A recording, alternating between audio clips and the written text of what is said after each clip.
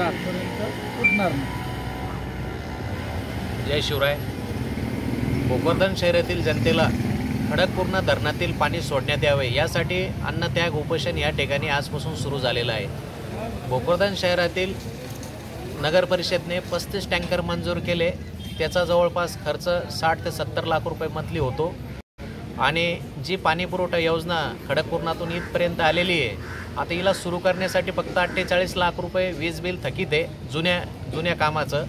तर ते भरायचं सुद्धा काम नाही, परंतु जिल्हा अधिकारी महोदयाने जर का त्यांना पत्र दिलं एसीला आणि जे रेग्युलर आजपासून आपण इथं ही योजना सुरू करू, हिचं जे बिल येईल मंथली ते बिल भरावं लागेल आपल्याला, परंतु कोणाचं काही याच्यात करण्याची इच्छा दिसत नाही। कारण हा जो पाणी पुरवठा करू लागला या गुत्तेदारापासून यांना आर्थिक लाभ होत असेल, यामुळे या विषयाकडे दुर्लक्ष केलं जातं। पानी का जो है कोई नियोजन नहीं है, यानी लीटर कलेक्टर को देना है, जालने को देना है, एससी को जो है औरंगाबाद को देना है, वो पैसे भरना है, भरवाना है, वो क्या करना है वो आप लोग करो, मगर जनता को तो पानी मिलना चाहिए। भोकरदन की जनता तरस रही है, परेशान है। अरे टैंकर 1500 में 2000 में टैंकर मिल रहा है, पानी ही नहीं है।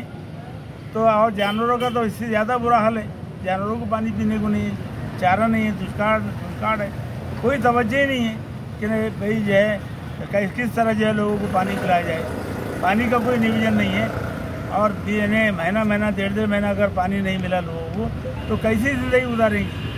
तो विनंती की जाती है शासन से कि वो आपका क्या मामला है वो आप देखो, मगर जनता को पानी दो।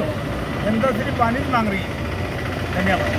ओके। भोकरदन शहराच्या पाणी प्रश्नासाठी सुरेश पाटील तळेकर यांनी जे या ठिकाणी उपोषण सुरू केलेलं आहे, खरं म्हणजे त्यांचा फार छोटा विषय की भोकरदन नगर परिषदला सुरळीत पाणी पुरवठा सुरू करण्यासाठी 48 लाख रुपये महाराष्ट्र राज्य वीज वितरण कंपनीला भरावं लागतात। शासन प्रशासन दर महिन्याला गेल्या 6-7 महिन्यापासून साधारणतः 60 लाख रुपये महिन्याला खर्च करायला लागले, परंतु 48 लाख रुपये भरून या भोकरदन शहराचा खडकपूर्णा धरणापासूनचा पाणी पुरवठा सुरळीत व्हायला नाही लागला। खरं म्हणजे याच्यामध्ये कोणाचे तरी हितसंबंध गुंतलेले वाटतात।